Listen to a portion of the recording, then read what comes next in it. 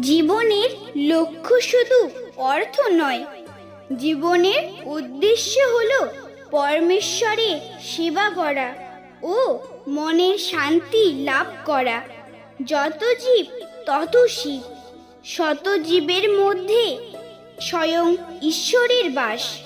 তাই জীব সেবাই হলো শিব সেবা। সত্যি কথা হলো ঈশ্বরের নামে তপস্যা করা। তপস্যা হলো অষ্টে পৃষ্ঠে ধরে থাকলে তবে ভগবানকে জানা সম্ভব। ভগবানই পরম সত্য। যদি তুমি মনের মধ্যে অহংকার কালো মেঘ পুষে রাখো, তবে স্বয়ং ঈশ্বরও আলোর পথ দেখাতে পারবে না।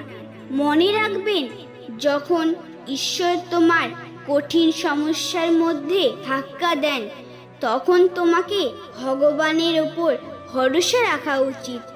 কারণ সেখানে দুটো জিনিস হবে, হয়তো তুমি পড়ার আগে সে তোমাকে ধরে নেবে, নয়তো সে তোমাকে শেখাবে কেমন করে উঠে দাঁড়াতে হয়। মন থেকে বলুন রাধে রাধে।